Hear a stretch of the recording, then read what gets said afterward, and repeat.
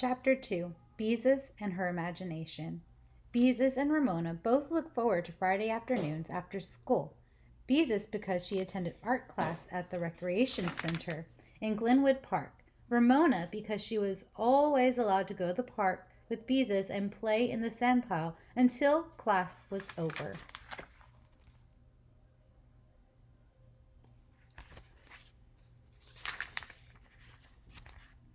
It's Friday while Beezus held Ramona by the hand and waited for the traffic light to change from red to green. She thought how wonderful it would be to have an imagination like Ramona's. Oh, Ramona, her imagination runs away with her, Mother said, when Ramona made up a story about seeing a fire engine crash into a garbage truck. That child has an imagination for a mile, the Quimby's grown-up friends remarked when Ramona sat in the middle of the living room floor in a plastic wading pool she had dug up from the basement and pretended she was in a boat in the middle of a lake. Did you ever see so much imagination in such a little girl?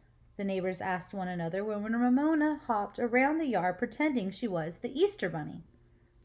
One spring day, Ramona had got lost because she started to find the pot of gold at the end of a rainbow. The rainbow had appeared to end in the park until she reached the park, but then it looked as if it ended behind the supermarket. The police brought Ramona home. Father said, "Sometimes I think Ramona has too much imagination." Somebody, reflected Beezus, ever was anything about my imagination. Nobody at all. And she wished more than anything she had an imagination. How pleased Miss Robbins, the art teacher, would be with her if she had an imagination like Ramona's. Unfortunately, Beezus was not very good at painting, at least not the way Miss Robbins wanted boys and girls to paint. She wanted them to use their imagination and to feel free. Beezus still squirmed with embarrassment when she thought of the first painting, a picture of a dog with a bow wow wow coming out of his mouth in a large balloon. Miss Robbins pointed out that only in the funny papers did dogs have bow wow wows coming out of their mouth in balloons. Bow wow wow in a balloon was not art. Miss Robbins didn't think one of Beezus's paintings was good enough to put up on the wall. She always tacked it away down at the end, never in the center. Beezus wished she could have a painting in the center of the wall. "Hurry up, Ramona," Beezus coaxed. Then she noticed that her sister was dragging a string along behind her. "Oh, Ramona," she protested. "Why did you have to bring Ralph with you?" Ralph was an imaginary green lizard Ramona liked to pretend she was leading by a string. "I love Ralph," Ramona said fondly, "and Ralph likes to go to the park." Beezus knew it was easier to pretend along with Ramona than to try to make her stop. Anyway, it was better to have her pretend and lead a lizard than to pretend to be a lizard herself. "Can you carry him?" she suggested. "No," said Ramona. "He's slimy." When the girls came to the shopping district, Ramona had to stop at the drugstore scales and pretend to weigh herself while Beezus held Ralph's string. "I weigh 11 pounds, she announced, while Beezus smiled at Ramona's idea of her weight. It just goes to show how much imagination Ramona has, she thought. At the radio and phonograph store, Ramona insisted on petting his mister's voice and black and white plastered dog bigger than Ramona that always sat with one ear cocked in front of the door. Beezus thought admiringly about the amount of imagination it took to pretend that a scared and chippered plastered dog was real. If only she had an imagination like Ramona's, maybe Miss Robbins would say her paintings were free and imaginative and would tack them in the middle of the wall. When they reached the park, Beezus left Ramona and Ralph at the sand pile, and feeling more and more discouraged at her own lack of imagination, hurried to the recreation center.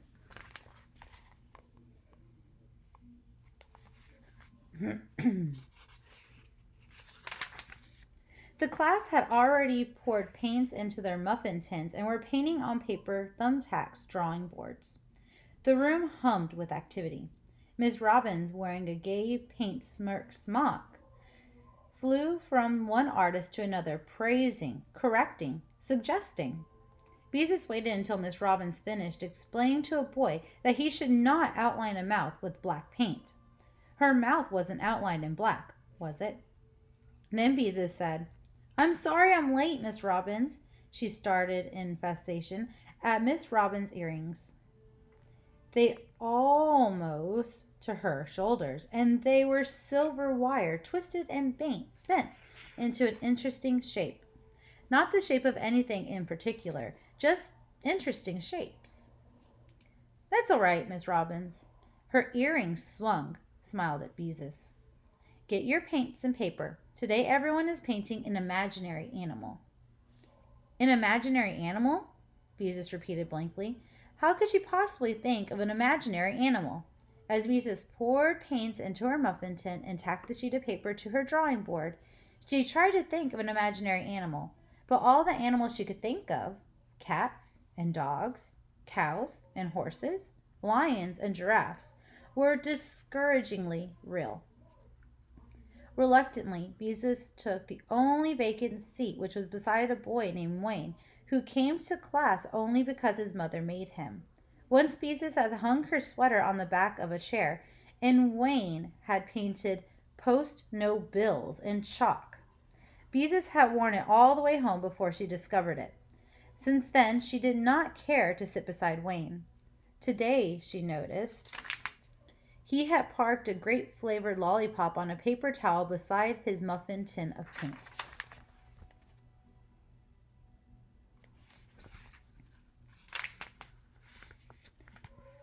"Hi, Bees," he greeted her. "No fair licking my sucker." "I don't want your old sucker," answered Beezus. "And don't call me Bees." "Okay, Bees," said Wayne. At that moment the door opened and Ramona walked into the room.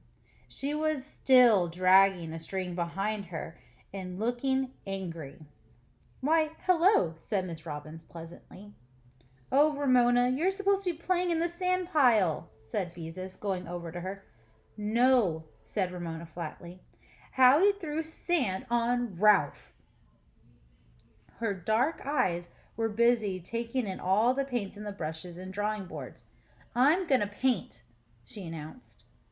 "Mother said you're supposed to play in the sand pile," protested Beezus. "You're too little for this class." "You say that about everything," complained Ramona. Then she turned to Miss Robbins. "Don't step on Ralph," she said. Ralph is a make-believe green lizard she pretends she leads around on a string. Beezus was embarrassed at having to explain such a silly thing. Miss Robbins laughed. "Well, here's a little girl with lots of imagination. How would you like to paint a picture of Ralph for us, Ramona?" Beezus could not help feeling annoyed. Miss Robbins was letting Ramona stay in the class, the one place where she was never allowed to tag along. Miss Robbins would probably like her painting because it would be so full of imagination. Ramona's pictures, in fact, were so full of imagination that it took even more imagination to tell what they were. Ramona beamed at Miss Robbins, who found a drawing board for her and a stool, which she placed between Beezus and Wayne. She lifted Ramona onto the stool. "There, now you can share your sister's paints," she said. Ramona looked impressed at being allowed to paint with such a big boy and girl. She sat quietly on her stool, watching everything around her. Maybe she'll behave herself after all," thought Beezus as she dipped her brush into the blue paint. "And now I don't have to sit next to Wayne." Since Beezus still had not thought of an imaginary animal, she decided to start with the sky.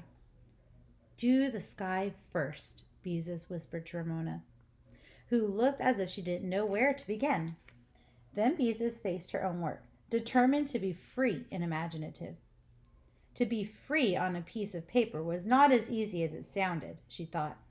Miss Robbins always said she should start with big areas of the picture and paint them bravely and boldly. So Beezus spread the sky on her paper with brave, bold strokes. Back and forth across the paper she swept her brush. Brave and bold and free, that was the way to do it. Her sky turned out to be too wet, so while it dried a little bit, Beezus looked at what the other boys and girls were doing. Celia, who sat on her left, was already filled in a brave, bold background of pink, which she had sprinkled with big purple dots. Now she was painting a long gray line that wound all around her paper, in and out, around with dots. "What's that supposed to be?" whispered Beezus. "I'm not sure yet," answered Celia. Beezus felt better because Celia was the kind of girl who usually knew exactly what she was doing and whose pictures were often tacked to the center of the wall. The boy on the other side of Celia, who always wanted to paint airplanes, was painting what looked like a giraffe made of pieces of machinery.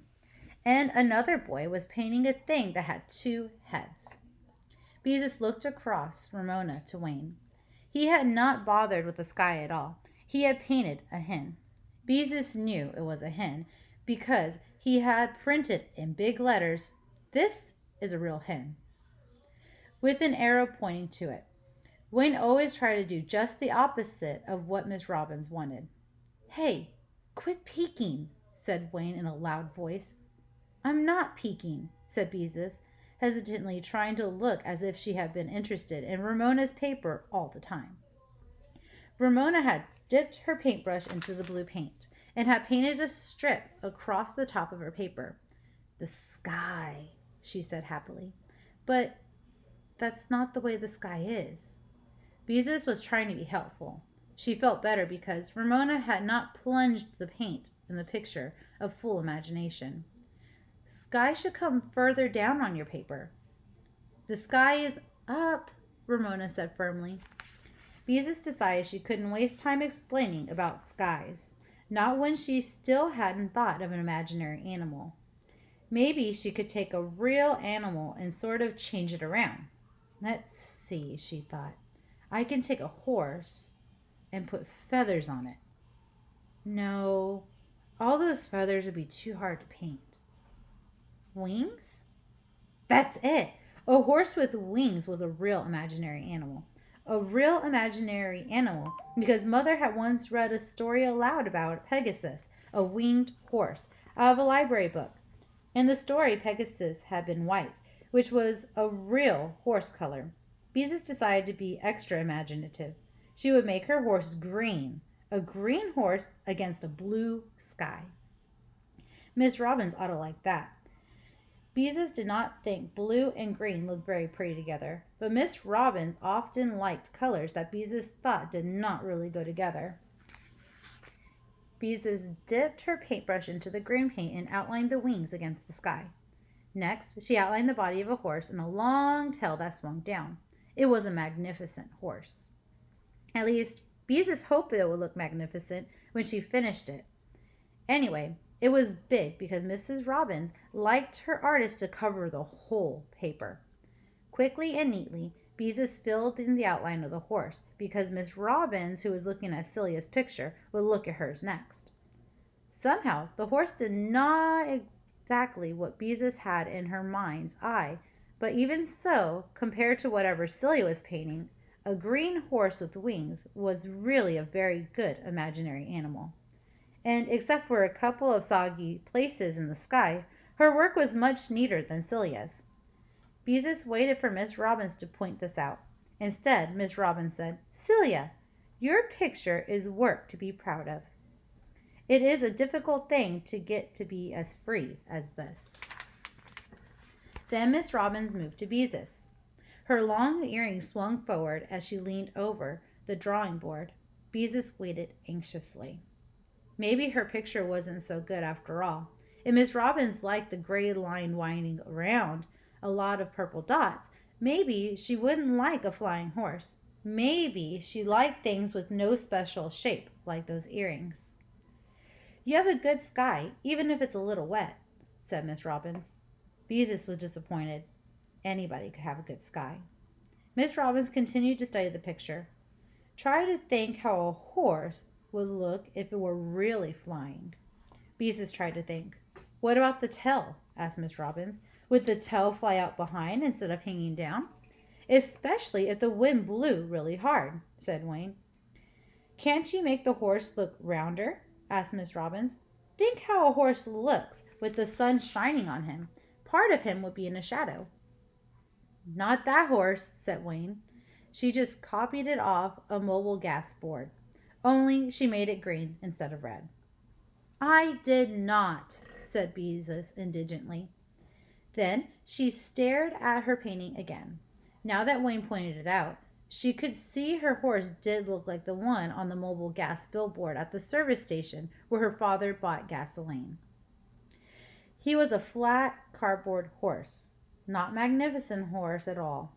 Her horse wasn't even as good as the horse on the billboard, because instead of a flying tail, he had a tail that hung down like a mop. All right, Wayne, said Miss Robbins. I'm sure Beezus did not mean to copy anything from a billboard. No, I didn't, said Beezus mournfully. I was only trying to change a real animal around to make it imaginary, but I just don't have imagination is all. Why, Beezus, of course you have an imagination. Miss Robbins sounded shocked at the idea of anyone not having an imagination. My little sister has lots of imagination, said Beezus.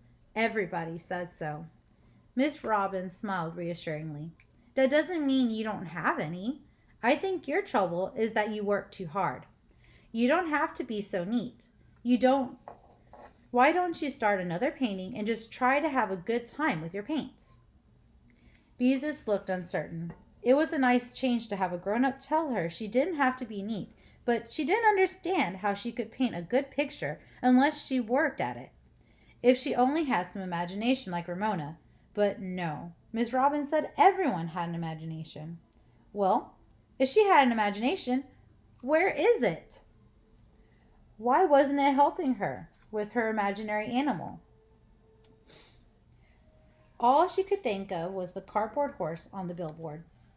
Beezus glanced at Ramona, who had been surprisingly quiet for a long time, to see how she was coming along with her picture of Ralph. Except for the stripe of sky at the top, Ramona's paper was blank. Now she dipped her brush into the yellow paint, divided the hairs of the brush in 3 tufts, and pressed them down the paper, leaving a mark like a little track of a bird. That's not the way to use a paintbrush, said Beezus. Besides, you're getting paint on your fingers. Look, Ralph's feet marks, exclaimed Ramona, paying no attention to Beezus. You meant footprints, corrected Beezus. Now go on and paint the rest of Ralph. Feet marks, said Ramona stubbornly, making more footprints across the paper. And I can't find paint for him because he's just pretend. Oh well, thought Beezus, maybe making footprints isn't good for the paintbrush, but it keeps her quiet. She dabbled her own brush in green paint and tried to stir up her imagination. She felt a little encouraged because Ramona was having trouble too. Hey, interrupted Wayne in a loud voice. She's licking my sucker. Ramona! Beezus was horrified to see Ramona, no longer interested in footprints, calmly sucking on Wayne's grape-flavored lollipop. Ramona, put that down this instant. You're not supposed to lick other people's suckers. You give me that! Wayne made a grab for his lollipop. No! Screamed Ramona, trying to hold on to it out of his reach. I want it! Ramona, give it to him, ordered Beezus. It's all germy. You mean she's getting germs on it, said Wayne. Give it to me. The rest of the class stopped painting to watch. Wayne made another grab for his lollipop. This time, he grabbed Ramona's little wrist. Let go of her, said Beezus angrily. Ramona howled as Wayne tried to pry her fingers loose of the lollipop stick. He knocked against the muffin tin, which flipped into the air, spattering paint all over the table. The drawing board was on the floor. Ramona was splashed with red and yellow paint. Blue and green ran down Wayne's jeans onto his sneakers. A pool of brown paint dripped off into the table. Now see what you did, said Wayne after he pried the sucker out of Ramona's fist. See what you did, contradicted Beezus. Picking on my little sister like that. She picked up the paper towel and the sucker had been resting on and began to wipe the splatters off Ramona, who continued to howl.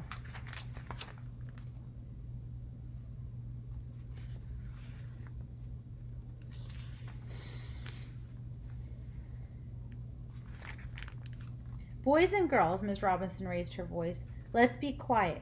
When the room is quiet, I know you are thinking.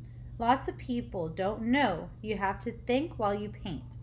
Then she turned to Wayne. All right, Wayne, you may get a damp cloth and wipe up the paint. I'm sorry, Miss Robbins, said Beezus. I want the sucker, screamed Ramona. Suddenly, Beezus decided she had enough. This art class was the place where Ramona was not supposed to be. She was supposed to play in the sand pile. Mom had said so. She was not supposed to upset the class and spoil everything with one of her tantrums. Beezus made up her mind. She was going to do something about it right now, too, though she didn't know what. Ramona, stop this instant, Beezus declared. Go out and play in the sand pile where you belong, or I'll...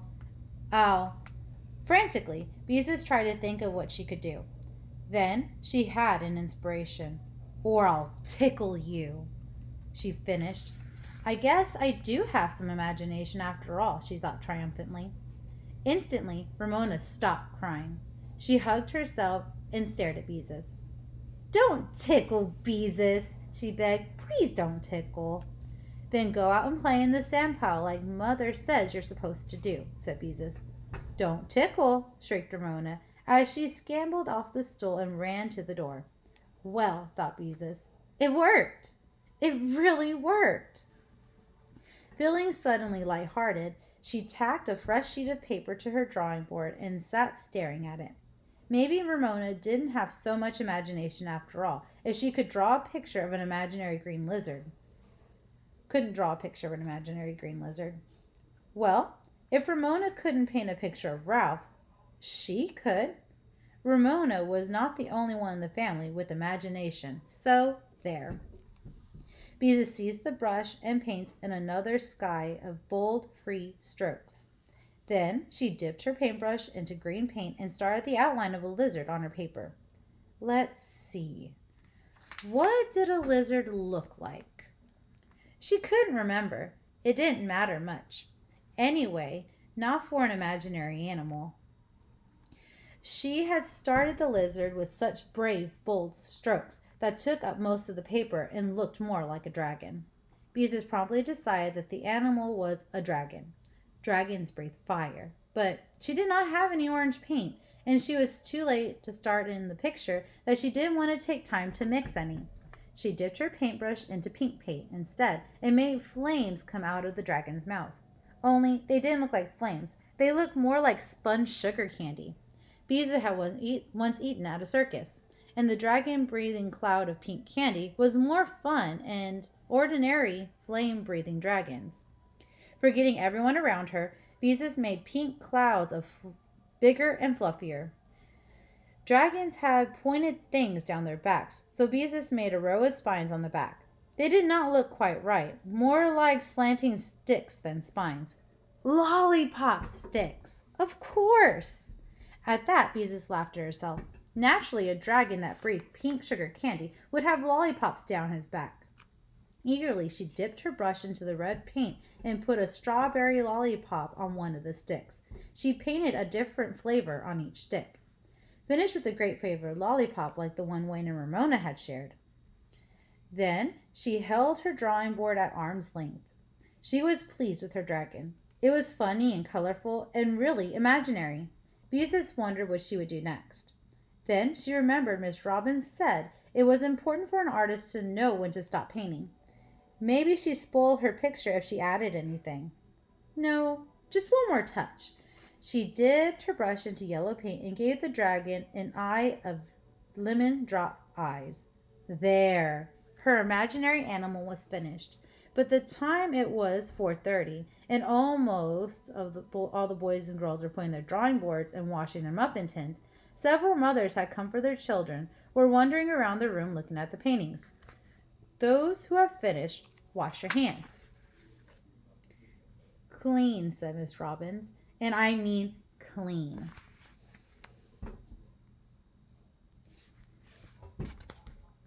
Then she came across the room to Beezus.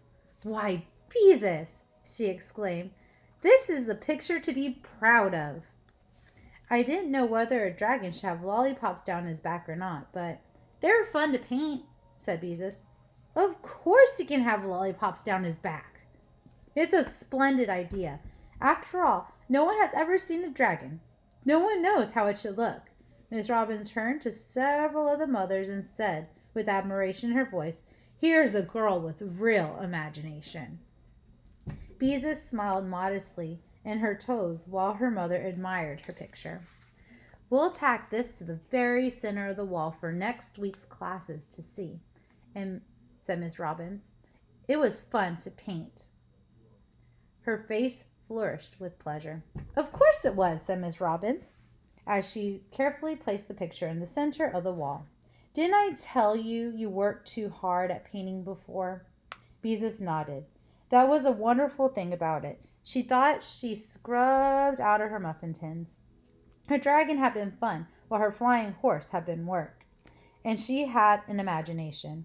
Maybe not as much as Ramona, but real imagination just the same. Here's a girl with real imagination, Miss Robbins had said. A girl with real imagination. A girl with real imagination. Beezus thought as she left the building and ran across the park to the sand pile. Come on, Ramona, it's time to go home, she called to her little sister, who was happily sprinkling sand on a sleeping dog. And let's not forget Ralph. Good old Ralph.